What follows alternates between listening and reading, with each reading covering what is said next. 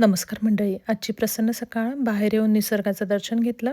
सकाळची सगळी कामं आवरली. योगाचा क्लास होता, तो क्लास केला. त्यानंतर वरती जाऊन वरचं सगळं आवरून आले.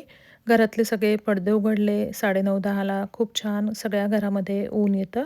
त्यानंतर देवाची पूजा केली, नित्यसेवेचं वाचन केलं. स्वयंपाकाची सगळी तयारी केली. आज कांद्याचं पिठलं आणि बाजरीच्या भाकरी करणार होते. सोबतच छोल्यांचं सॅलड करायचं होतं. सगळी तयारी करून ठेवली. आधी रात्री छोले भिजत घातलेले होते. सकाळी थोडंसं मीठ घालून छोले वाफवून घेतले. पिठलं करण्यासाठी बेसनाचं पीठ पाणी घालून भिजवलं. पिठल्यासाठी कांदा, लसूण, हिरव्या मिरच्या बारीक चिरून घेतल्या, कढीपत्ता घेतला. छोल्यांचं सॅलड करण्यासाठी काकडी, टोमॅटो, रंगीत शिमला मिरची सगळं बारीक चिरून घेतलं. आधी कढई गरम केली, त्यामध्ये तेल घातलं, त्यामध्ये जिरे, मोहरी, हिंग घातला. त्यानंतर हिरव्या मिरच्या परतून घेतल्या, कढीपत्ता आणि लसणाच्या पाकळ्या कट करून त्यामध्ये घातल्या. त्यानंतर त्यामध्ये कांदा घातला. 5 ते 7 मिनटं कांदा लालसर परतून झाल्यानंतर जे पीठ भिजवलं होतं पिठल्याचं, ते पीठ घातलं. त्याच्यामध्ये आधीच हळद घातलेली होती आणि हे छान सगळीकडनं हलवून घेतलं. चवीनुसार त्यामध्ये मीठ पेरलं आणि थोडंसं पाणी घातलं.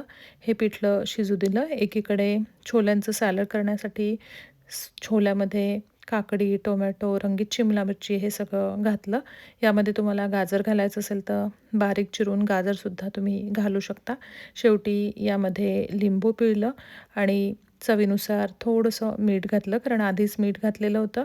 त्यानंतर जिरेपूड आणि काळे मिरे पूड यामध्ये घातलं आणि सगळीकडनं ते छान मिक्स करून घेतलं. तोपर्यंत पिठलंसुद्धा शिजत आलं होतं. शेवटी त्याच्यावर झाकण ठेवून पिठल्याला वाफ येऊ दिली.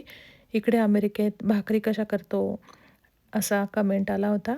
तर इकडे अपना बाजारमध्ये हे जे भाकरीचं पीठ आहे, या ब्रँडचं भाकरीचं पीठ मिळतं आणि भारतासारख्या छान याच्या भाकरी होतात. कारण इथे गिरणी नसल्यामुळे भारतासारखं अगदी बारीक असं भाकरीचं पीठ मिळत नाही आणि ताजंसुद्धा ते नसतं. परंतु या ब्रँडचं हे जे पीठ आहे, याच्याने भाकरी खूप छान होतात.